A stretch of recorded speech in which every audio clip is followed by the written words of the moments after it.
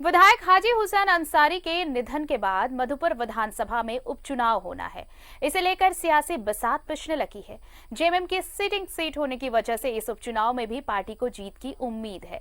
वहीं बीजेपी इस सीट को जेएमएम से छीनने की कोशिश में है। हालांकि आजसू की भी नजर इस सीट पर है। विकास के मधुपुर सीट को लेकर सियासी बिसात बिछने लगी है। सत्तारूढ़ दल झारखंड मुक्ति मोर्चा और विपक्षी दल बीजेपी के साथ साथ इस सीट पर आजसू की भी नजर है। 2019 में इस सीट पर बीजेपी को मिली हार के बाद पार्टी इस बार अपने सबसे भरोसेमंद चेहरे पर दांव लगाना चाहती है। 2005 और 2014 में इस सीट पर कमल खिलाने वाले पूर्ववर्ती सरकार में मंत्री रहे राज पालीवाल इस बार भी पार्टी के उम्मीदवार होंगे, यह तय नहीं है। बीजेपी ने साफ किया है कि मधुपुर में जो भी उम्मीदवार होगा वो एनडीए का चेहरा होगा। उनका और बेरमो के अगर आप परिणाम को देखेंगे तो 10 महीने के भीतर में इस सरकार से लोगों का सपना टूट गया, तभी इनके जो मार्जिन है उसमें ड्रास्टिकली कमी आई है। और जहां तक मधुपुर की बात है तो अब आजसू हमारे एनडीए फोल्डर में है और हमेशा हम चाहते हैं कि एक ही उम्मीदवार रहे। पिछले बार आजसू के उम्मीदवार ने 45,000 से ज़्यादा वोट लाकर तीसरे नंबर का स्थान प्राप्त किया था। तो अगर आप भाजपा और आजसू के कॉम्बिनेशन को देखें तो बहुत ही एक सशक्त गठबंधन है वहाँ पे। और हमारी पूरी कोशिश रहेगी कि एक ही उम्मीदवार रहे और उस सीट पे फतह के साथ हम सरकार के अंत की शुरुआत करें।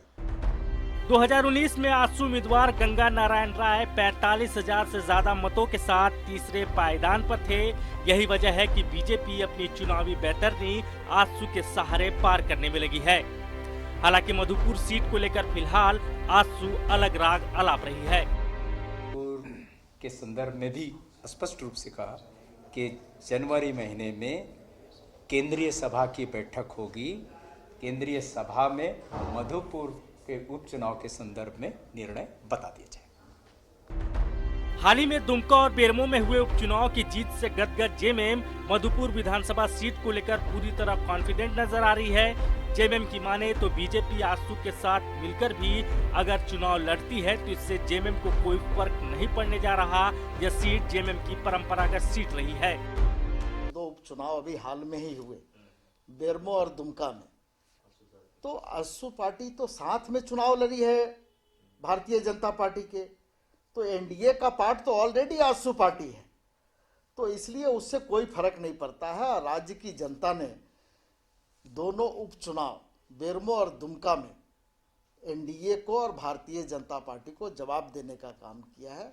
इसलिए कोई फर्क नहीं पड़ता है कि वो साथ में चुनाव लड़े या अलग चुनाव।